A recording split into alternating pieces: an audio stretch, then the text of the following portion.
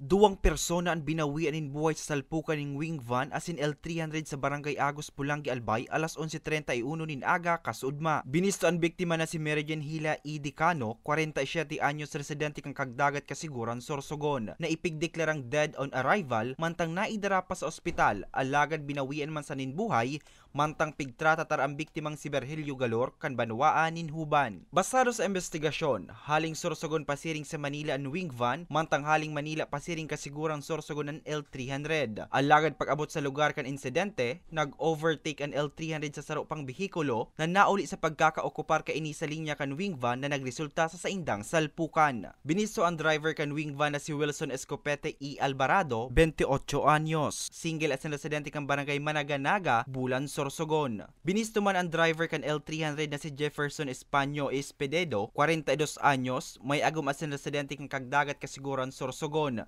Lunad niya ang 4 na pasahero kaiba ang duwang binawian in buhay.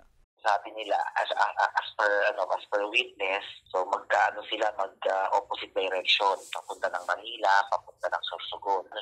Nag-overtake yung L300. Nag-overtake dun sa mga nasa harap na siguro, tapos parating yung isa, parating yung truck. Siguro hindi niya natansya or kaya karoon ng banggaan. Human error naman ang pigsisirip na posibleng kausa kan insidente. As of now, as per our investigator ma'am, merong parang ayaw nilang mag-file ng case sa nangyari na. Katakod kaini, liwat na nagpagiramdom ang kapulisan sa mga motorista na mas maging alerto sa pagmamaneho nga ni maibitara na makadanyar nin buhay. Para sa mga baretang Tatak Bicol, Hercules Barbacena.